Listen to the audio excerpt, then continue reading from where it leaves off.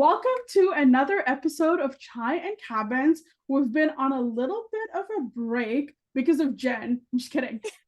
Even though it is Jen, why don't you tell everybody like what happened and a little bit of like how you've been able to help with short-term rentals when like a natural disaster comes through. I think that's it's a really fascinating case study.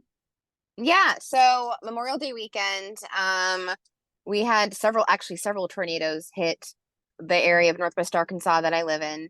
The town I live in was okay, but the town over Rogers was hit pretty hard, like lots of homes, lots of businesses destroyed, just crazy, having trees everywhere, like it was crazy. And we're still really trying to clean up. And so from that, a lot of people have been displaced from their homes. So they're working with their insurance adjusters and housing relocation companies to find places to stay while their houses are being renovated or rebuilt in some cases. So I have been, trying to place folks in the properties that I manage when I can. And then aside from that, I've really built relationships with a number of housing relocation companies now. And so they're all coming to me, and then I'm working with owners directly to place their clients into homes so that they don't have to live in a hotel for 6 months. Yeah, it's been crazy.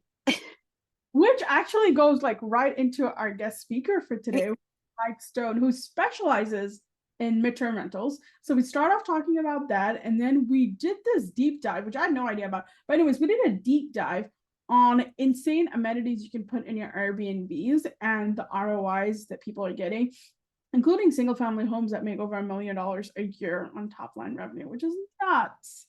And just putting golf simulators. I mean, we're talking like beyond pool and hot tub, right? Which is awesome, but like there's just a whole new level.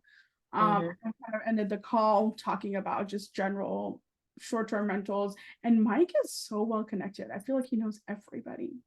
Oh yeah, he was name dropping left and right. Yeah. There's already like two people that I was like, oh, we need to put them on the podcast now.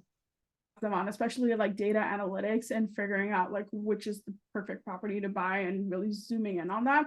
Absolutely. Yes. So guys, enjoy this podcast. And don't forget to hit that subscribe button. Hey, Mike, we are so excited to have you on today. We just did a whole recap that was offline, and you and I have known each other for a really long time. It's been a couple at this point, right? It's definitely been a couple of years because I remember we hung out at least a couple of conferences, the STR Wealth conferences. And the best one in terms of location was our Cabo trip. Oh, yeah, that was unbelievable. What was that now we're coming up on a year, August of last year, seven-figure mastermind, all the top coaches in the same room and their top students. That was the best, not to mention the beach. My hotel room was ridiculous. That was a great time. Yep. Unlimited food, unlimited drinks. It was just awesome. Like everything about that, I was like, sold, let's do this again. Yeah. You look back through like my Instagram stories of us in the conference room and down to the pool, and then conference room and then the beach, and then the conference room and then the nightclub. It's like, what? But that was great. Chad, I missed this one. Jeez. You shouldn't next time.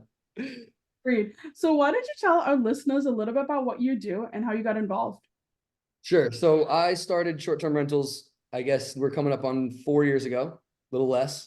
And it's been awesome. I escaped my W-2 very quickly with short-term rentals. Literally 6 weeks after I found out what Airbnb was, I put in my 2 weeks notice, and 8 weeks later I was out. So that was fantastic to start my journey to financial independence. And now I'm still chasing the freedom part, but building the systems as we go. But it's been awesome. And then I guess about a year into that, I was in one really bad real estate deal, and that inspired me to get midterm rentals under my belt. I got my first midterm rental, I think it was June, July, August, something like that of 2022, something like that. And it was such a good contract that I just had to learn more. It was through an insurance company that was way overpaying me and unfazed by it too. I couldn't even believe how easy the negotiations were. And it was a long, lucrative contract. That one was on, I used to do arbitrage. My first deal was ever arbitrage. I don't do arbitrage anymore at all. But that one, I was arbitraging the unit for $1,500 a month and charging the insurance company $5,200 a month. So I was cash flowing $3,700 for 9 months, which it was a fourplex. It paid for the entire fourplex. All 3 other units were pure profit. So I was like, this is ridiculous. And I dug in and I started making friends in the MTR space. And now that's been my primary strategy. I do a hybrid model, MTR heavy, filling vacancies with short-term rentals for the last 3 years. And so I've done dozens of those contracts and gotten really good at that. So for people that don't know, can you explain a little bit about what MTR is versus STR? And Yeah. then how do you find these insurance companies? How do you talk to them? Sure. So the main difference between MTR and STR is the length of stay is 30 plus nights as opposed to shorter than 30 by the book in theory. But really the more important difference is that it's your own book of business that you will be building and not depending on Airbnb. You can get 30 plus nights on Airbnb. Plenty of people are plenty successful doing that. I've had plenty of success on that. But the better motivation to do this, in my opinion, is to build your own book of business. I would reach out via call, text, emails, and LinkedIn to get to these housing specialists. So the way it works is an insured family will be paying their insurance premium every month to their main insurance company. When they have a fire, flood, or substantial remodel in their home, in the subject property, they call their insurance company and say, I need alternative housing. And there's coverage D, there's ABCD types of coverage. Coverage D in their insurance policy covers alternative living expenses, ALE, which is where the company ALE Solutions gets their name. ALE, the alternative living expenses that are covered, let's say it's $100,000 for the year. They get to use that $100,000, but their stay is usually less than a year. So you get these inflated ability to pay. Not always, you don't always get to charge the whole thing for a 6-month contract because it depends on market rates as well. But you get that inflated capacity to pay out of the insurance company's budget, where then the family wants the nicest home that they could stay in while they're in distress. The temporary accommodations provider services the insurance company. The insurance company reaches out to a company like ALE Solutions, CRS Temporary Housing, Cedric Temporary Housing, or Alacrity, which used to be called Temporary Housing Directory until very recently it was bought out and changed to Alacrity. Those 4 companies and some others will work with the insurance companies directly to then find housing. They do a lot more than just that. They do furniture procurement and hotel services for like immediate stays and all kinds of stuff. But the housing component, they outsource to companies like you and I, who, especially when I first started coming from a short-term rental background, I could be so flexible for them. They said, is it okay if we have 30 days notice to vacate? I'm like, I'm used to 4 hours notice to vacate. Yeah, that sounds absolutely fine. So they were very happy with my flexible lease terms. Extensions, I was always happy to do extensions subject to availability on Airbnb, but I would modify my calendar to accommodate extensions, especially on good contracts. And generally I was able to charge then way more than the short-term rental market. Now it's kind of compressed and people are getting into the midterm rental space. And so it's becoming more in line with your short-term rental pricing, but you're still getting 100% occupancy for the duration of the contract. So if I'm giving you the same rate, but I'm going from 70 to 100% occupancy for 6 months, my annual P&Ls are going to be beautiful. And so that's how I both cover my slow season here in Phoenix. It's summer. And, like I just mentioned offline before, it's 112 degrees here. Nobody's really traveling. So my MTRs are coming through to bail me out with a successful summer instead of fighting the Airbnb fight of lower pricing, race to the bottom. How can I just get booked? How do I just survive? So it's been a great strategy for me to be very MTR heavy, especially digging deep into one city. I love that. And Mike, yeah, me too. I love MTR. Well, I love MTR now too. But I have a question for how you kind of organize your calendar when you are trying to fill in those STR stays when you don't have the MTR stays. Can you kind of explain how you figure that out? So what I do, I kind of have always been inclined to do this by default. So when I first started my business, I was inclined to keep a tighter booking window on purpose than most STR operators. This is before I even knew what MTR was. That was my preference because I figured when I was just starting out in this business with actually zero real estate background, I was like, let me not try to predict what the market's going to be like 6 months out. I have no idea, especially my first year in business. I have no idea what fair prices are going to be. So I would keep my window a little bit shorter of where I would want bookings. And I would do that by increasing my prices farther out and increasing my minimum night stay. So I would make it more difficult to book with me farther out. That was just my preference. Then once I got into the midterm rental game, they are so fast. Their ideal cycle between reaching out to you and placing a guest in your home is 7 days. They want somebody to move in 7 days later. And so I could often accommodate that if I was already, let's say when I started MTR, it was Phoenix summer. So it was already my preferred tight booking window, plus nobody's in town, plus I was raising prices farther out. And I was comfortable with that. That was kind of where I wanted to be. And then once I started finding even more success in midterm rentals, where I was getting, like I call it turning on the faucet. The lead flow was coming consistent enough that I had the faith that I would get an MTR. I had the belief that I would get an MTR contract. So I never wanted to make it easy to book with me far out. For example, if you try, today's June 12th. If we were talking about a July 12th reservation, depending on the property, my minimum is probably 14, if not 30 nights already, maybe 7 on the ones that I do like booking farther out. And then if I start booking out this month with short-term rental bookings and it's consistent, well, then maybe I'll make it a little easier to book later, because I don't mind when a short-term rental follows another short-term rental. That still keeps me fully occupied. What I don't like is the Swiss cheese, where I get a 4-night stay for July 12th through the 16th. And now I get an inquiry from one of my B2B relationships who's asking for probably what'll be far in excess, because again, 100% occupancy, in excess of the rate. The math would be like, let's say the 4-night stay is $250 a night, it's $1,000. But if somebody would have come to me and offered me $9,000 a month for 3 months, now that's $300 a night at 100% occupancy for 3 months, especially in slow season. I wouldn't be able to take that booking unless I cancel an Airbnb stay, which I don't like to do and have never done. In an extreme example, I'd get rid of Verbo all the time because I don't care about my reviews there as much. But on Airbnb, like that's my bread and butter. So I don't want to, ruin my account. So I just wouldn't really be able to take that booking, or you're shuffling properties, or, that kind of headache. So I just don't like that. So I'd rather avoid it altogether and bounce my minimum night stay. It's like a step, 3, then 4, then 7, then 14, then 30. At some point it's 90, leave me alone. I don't want to hear from you for September right now. So, and then I also increase prices, where if you did want to book with me now, July, get a 30-night stay, please, happy to have you. I'll play the short-term rental game between now and then if you make it worth it for me then. Make it a 9,000, not a 5. So do you buy properties that allow for short-term rentals and and midterm renters, like in terms of like county regulations, or? So for the sake of the podcast, I'm going to absolve myself of responsibility. There is all kinds of different state laws around licensing. If you need a license, if you don't, there's different levels of enforcement, where, just as an example, STRs are not even an option in Delray Beach, Florida.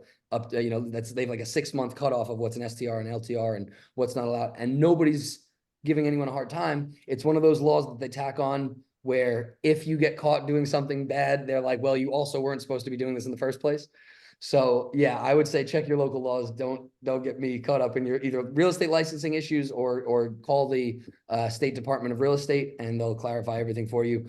I generally, and there's also things about managing money. Like, you could do exactly what I'm doing if the owner collects the money and then you invoice them, as opposed to the operator collecting the money and then you pay it out with an escrow or a trust account. And so, just see what's best for you. I don't want to advise anybody on anything. It gets a little dicey in the MTR space, whereas STR, it's, just, they're obviously, it's regulated, but not in that way, not based on a real estate license. So there's definitely questionable behavior out there. We've done a couple of midterm rental stays, and we've had a mix of insurance companies, but we've also just had individuals reach out and who've stayed in our properties for a couple of months. Is there a difference when you vet like an insurance company client versus a regular? And like, can you talk a little? So the biggest difference to me, there's a whole bunch of reasons why I like B2B relationships better, including the building of the relationship and the recurring revenue. But one of the biggest differences is the vetting, where if they're coming from an insurance company, what that means is they likely live in the same zip code in a home of like kind and quality, and within a few months that home will be fixed and paid for. They don't have the interest in squatting. They're not looking to make a hard time. They're not coming from a low quality home. They didn't save up for this magical vacation. They're just in a place of pain, which has its own ramifications, right, of how you deal with them and empathize with them emotionally. But when as far as the home quality and the quality of renter, you're getting somebody who's coming from that kind of a place. So if you have a luxury home and you're like, well, who's going to be in this nice home? Somebody else who owns a nice home and knows how to treat a nice home and has a healthy security deposit as well as insurance coverage and yada, yada. So you don't really have to worry about that. I genuinely don't love taking direct bookings from anywhere for any length that isn't from one of my B2B relationships. Now, I've done it. Even, our very good mutual friend, Chris Petsy, one time, he texted me, he's got a buddy coming into town. So I just went direct to that buddy. He stayed for about a month and a half. Good rate. I was fair to him because it was Chris's friend, but it was definitely a good rate for the property and, no issues. I don't remember what I did on a security deposit, but we only had one like broken window that I just paid for, like, it was like $150 to fix. Nothing bad. And the guy was very respectful. So, I mean, I would do direct, but Had he not been Chris's friend, I probably been like, much more into like treating it like a true property manager, running a background check and, who are you? Tell me about your family. Let me get a license. I don't generally want to do all that. I just run it through ALE Solutions. You vetted them your own right, and they seem normal. I'll still meet them at the property for any guest I want to like do my own kind of test. Either me or my team will show up and be like, hey, like, are you weird? Why are you here? Who are you bringing? Is it 8 of you and 3 dogs? Like, why? Why is there so many? Then because you will meet some strange people, but not often. Usually insurance is like, if you're in a quality home in the first place, that's where they're coming from, and it's just not a big deal. Okay, awesome. And then who handles stuff like lawn care and then utilities? Like, is that all on you, just similar to short-term rentals, or does it change from midterm rentals?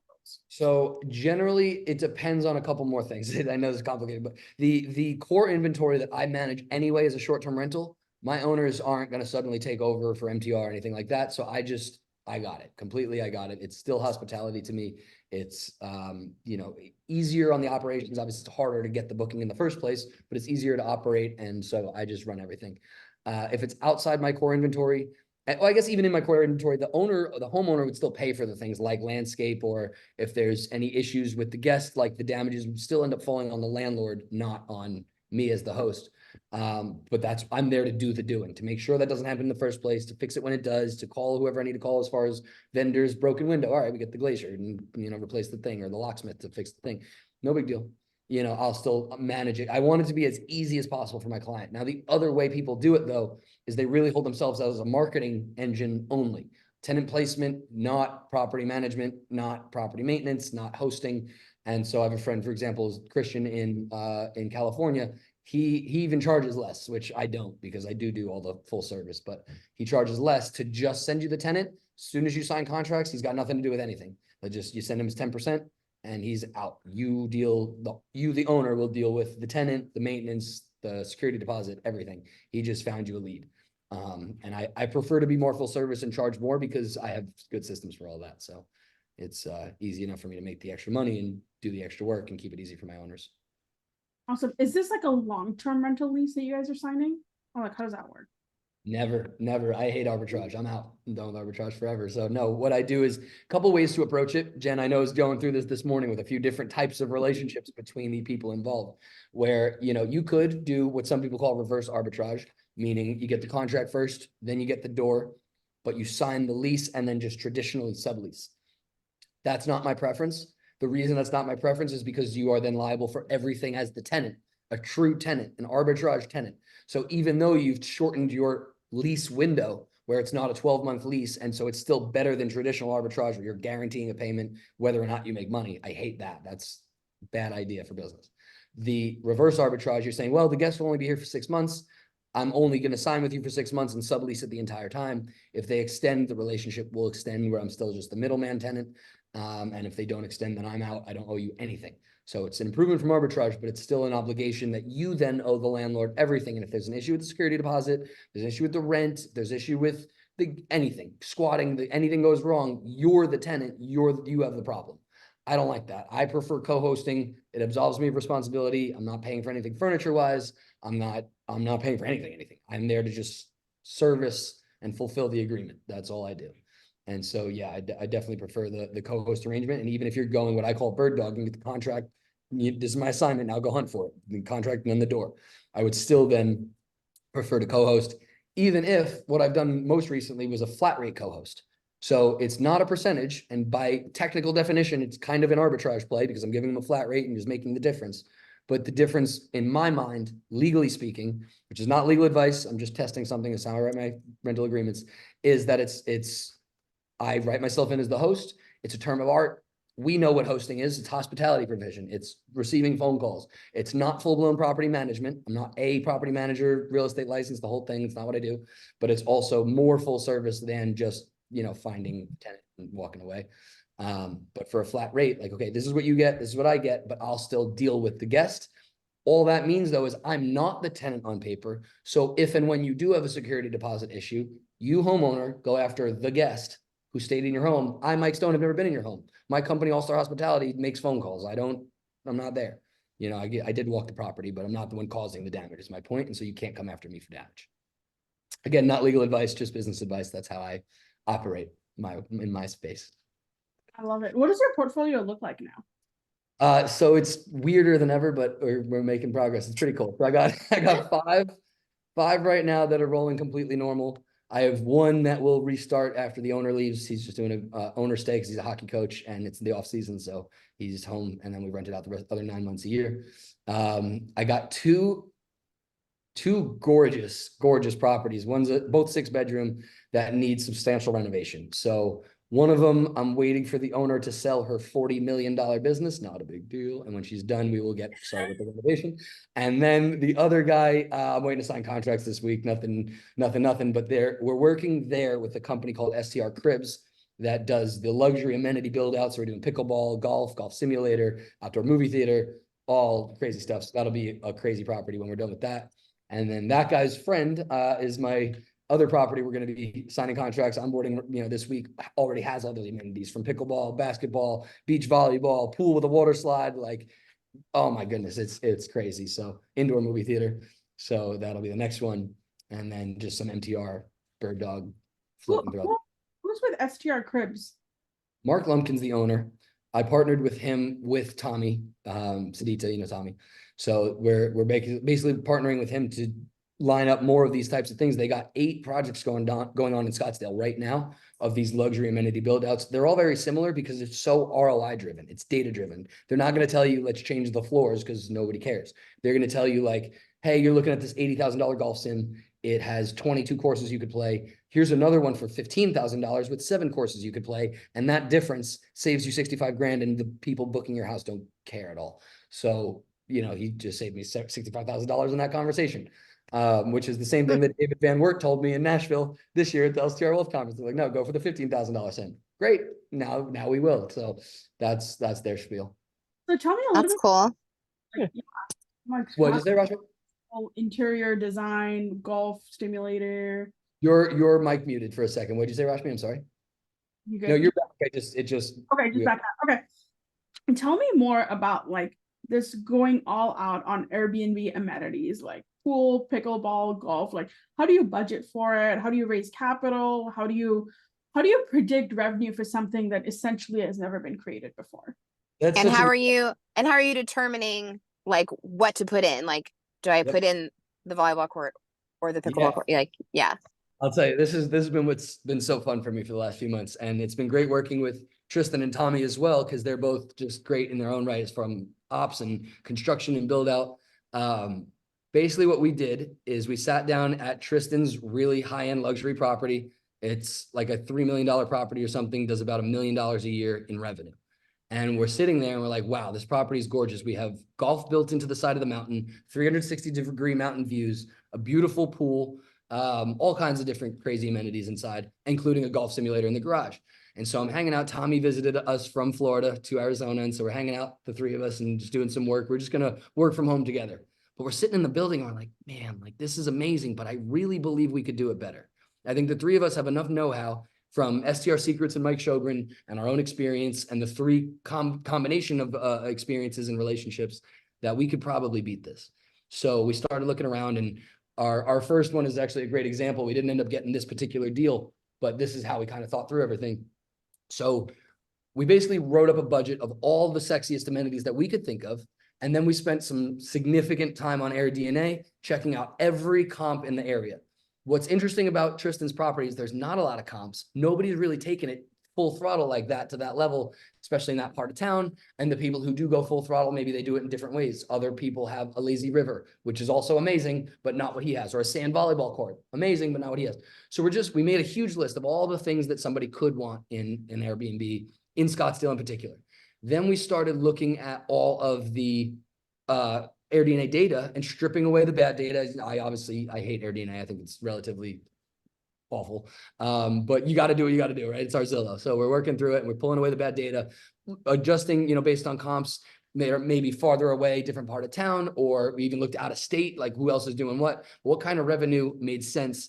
And we were trying to figure out what are the best ROI drivers. And it looked like all of the best properties had a lot of the common themes. What we also did is we didn't try to reinvent the wheel. besides everything I just said, which was kind of inventing the wheel, we also looked at other companies that have done that, which is like TechVestor, for example. TechVestor is an awesome company that does exactly what we're talking about with the heavy amenity build out. We're like, okay, what amenities are they using? And we noticed there's a lot of common themes, like it was very obvious once we spent the hours. So pickleball, no brainer. To get it done, probably be around 40 grand.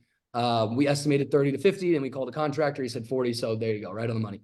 And we saw like just huge differences. And then I also went to at the MTR Summit in San Diego in April. Rob Abasola was on stage and he was talking about how he had added pickleball.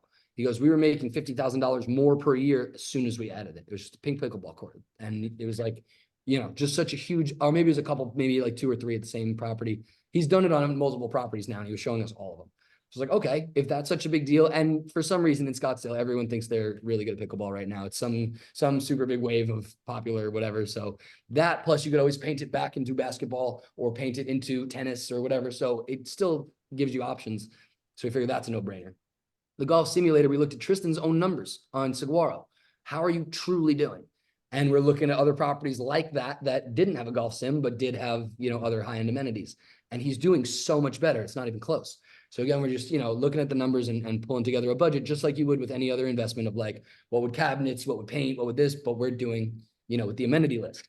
And we're thinking like, what needle do we really need to move here? And we basically summed it up with, it must have been 25 things on the list that we needed. Some of them are very predictable, like interior design things. And then some of them were kind of wild. Like, what if we build 3 greens of, where you could do putting or tee off into the mountains and just replicate that. It was fun building it all out. And so that budget, we looked at it and it was like a $625,000 budget. We walked the property, it was on Old Stage Road, so we called it Old Stage. So we walked the property ourselves. We walked it again with a contractor who said that we would be able to do the golf that we wanted to do based on the lay of the land and the topography and the brush. It's all weird, like, cactus and tumbleweeds and stuff and rattlesnakes. And, some of it you can't touch because it's preserved by federal or state land. So he just had to make sure we could do what we were trying to do. Totally could. And what we noticed the most? What I noticed the most is it doesn't matter how beautiful your property is. There's one thing you can't buy, and it's views, which is in Scottsdale, mountain views. That's what they care about. So for us to find a place that was on the top of a mountain was important, like the top. So we don't want neighbors looking at us and, give you that privacy feel. Plus then to be able to build the golf. And that's really what was just so different than what everybody else was doing, because you can build every amenity into every backyard, but you can't buy views. And so that's where we're honing down on that specifically, where we'll pay for whatever we got to pay for with the reno budget. But we definitely want to, be at the top of a mountain, something crazy like that. I love it. I have like so many ideas. I'm actually looking at a pickleball court for one of my properties. Oh yeah. Friday with one of the guys who builds them. So I'm pretty excited. I'm hoping we go for it. I think you should. It definitely seems like a good idea. I don't know, obviously, your market as well as my own, but it seems like a no-brainer. And it's cool too, because then when we're pitching it to raise capital, there's 3 main things that we were pitching. The dream, like, look at the sex appeal of this property. You get to own something like this. That's a crazy, cool alternative asset. 2 is the money. The cash flow was ridiculous. We were anticipating conservatively $776,000 a year after reno in short-term rental income. And that's before we do, all this direct booking stuff like Tristan's doing. He's got a ton of connections with golfers and professionals directly to come in and book direct. So I would, that's a high quality of guests that wouldn't relate to what I was saying before about direct bookings. So that would be perfect to line that up. He doesn't even have that many reviews on Airbnb, but he's booked constantly. It's just so much direct. And then 3rd was the who. Tristan's already doing this. So as an operations guy, he was a good face of ops.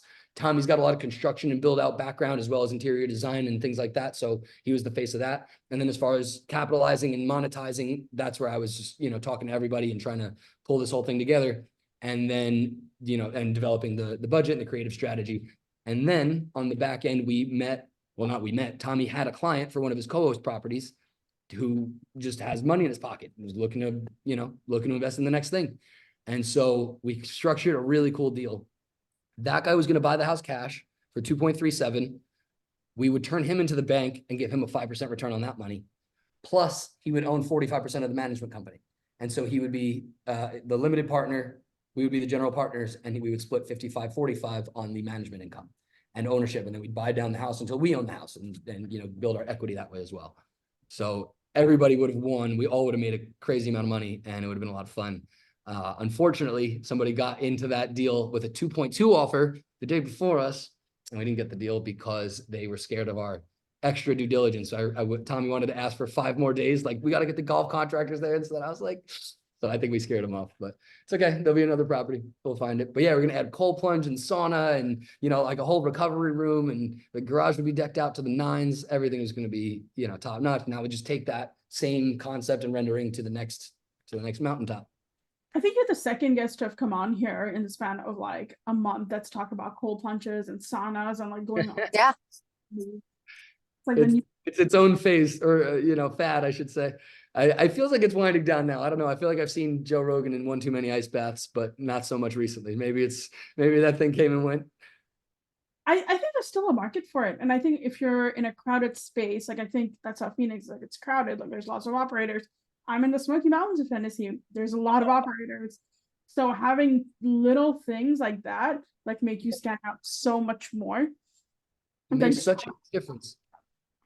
It makes such a huge difference. That's why I always say top 10% properties will make top 10% returns, but middle of the pack properties won't necessarily make middle of the pack returns because they're just so replaceable and commoditized. It's a commodity. A 3-bedroom home in Phoenix is a commodity. If you have gold, and it doesn't matter if you have this gold or if you have this gold, you could change it to equal value. It doesn't matter this Airbnb with 3 bedrooms and no pool or this Airbnb with 3 bedrooms and no pool. The fact that one wall looks prettier than the other is not really going to move the needle.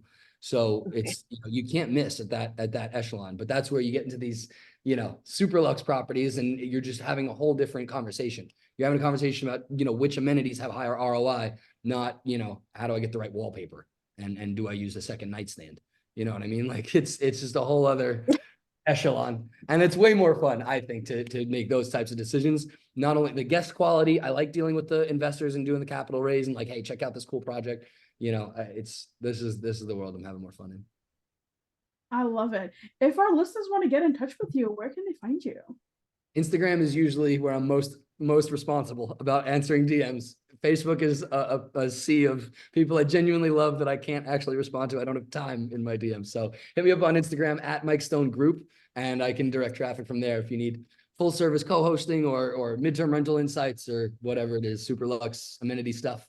I have a couple different partnerships and relationships that are national if you're interested in doing something like STR Cribs, or I'm also working now with John Bianchi for STR Search to find these properties in the first place that will have the best ROI.